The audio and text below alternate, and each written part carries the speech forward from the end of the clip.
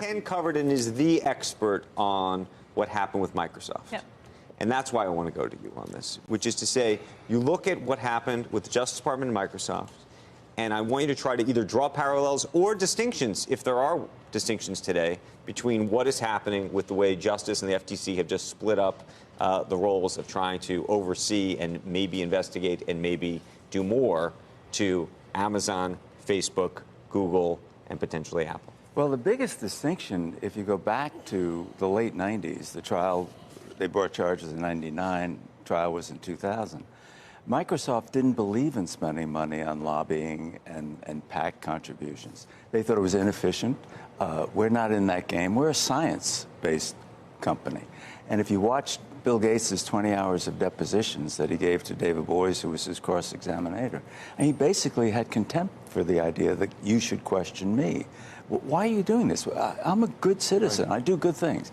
And that's a big distinction. And now, if you look at all these companies, including Microsoft, they're pouring money into both lobbying and political contributions. Do you think to great effect? More effect than they had before. But the problem is their policies and practices are raising questions about whether they should be regulated in some way. Okay. I would say that their attitude hasn't changed much from Bill Gates back in the day in terms of their disdain. They acknowledge it, they accept it, and they're certainly spending money on it. But I think deep down they're just sort of like, why do we have? I think they need to realize they need to grease both sides of the aisle now, which was never the way it was before. I mean, you can't even count on the Republicans now to back big business. On the merits, though, of what's the case, if you will, and there is no case at the moment. But you look at just look at Google or look at Amazon, and apply antitrust law as you think it was applied to Microsoft 2 decades ago. Does it make sense today? Is that a parallel or not? The argument then, the Justice Department took a clear position. We want to break up Microsoft.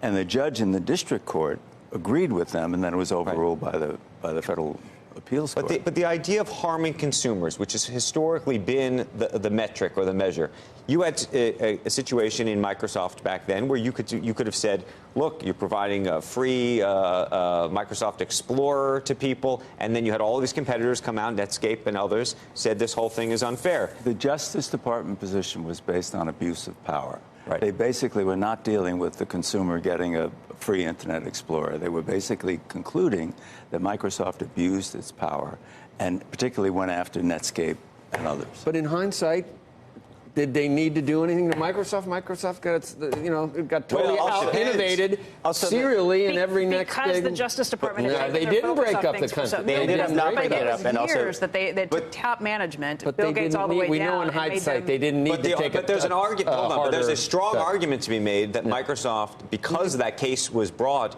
allowed the Googles and the Amazons and everyone else to flourish. Microsoft would argue, there are people inside Microsoft who would argue that they lost the mobile war, if you will. It never really even entered the mobile war because they were too sidetracked trying to deal with this. It took them 10, 15 years and a new CEO to get back on track, really, in terms of stock performance and everything else. I mean, Microsoft did not strangle competition. Yeah, but I think the Justice Department's because of the remedy of threw them off. Well, that's the question. Not because of the remedy. Know the answer. Not because of the remedy, but because you know how much time and attention it takes. If you're spending years going down to Washington and spending so much time testifying and so much time. So Microsoft didn't build this business. The Justice Department did.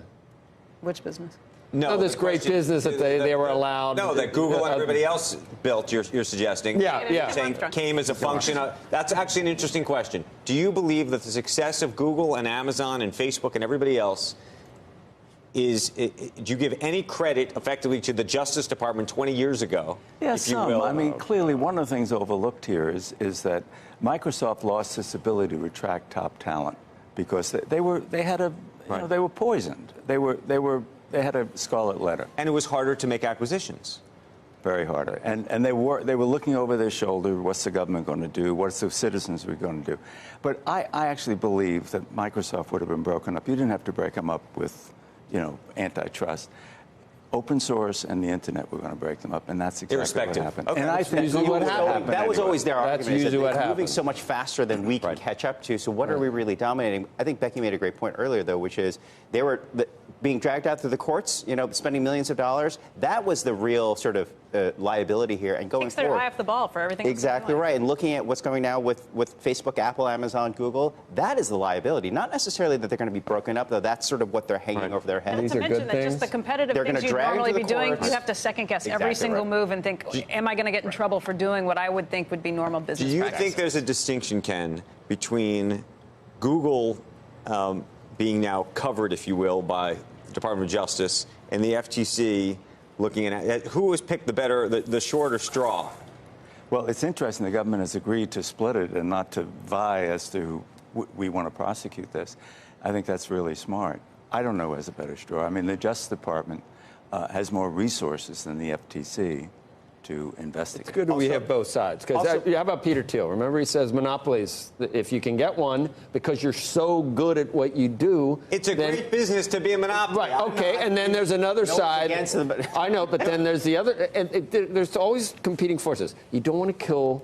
I've said this like 10 times the last 2 days. So you don't want to kill. Actually, it's the goose that laid the golden egg. I don't know whether the goose itself is golden, but there is a goose that lays a golden egg, and you don't want to. I mean, there are offsetting forces, and I understand what you guys are saying. But what are the offsetting forces then? No, I'm saying there's some that think that too much market power is going to stifle innovation. There's others that think it's moving so fast that just let the free market decide who wins and who doesn't.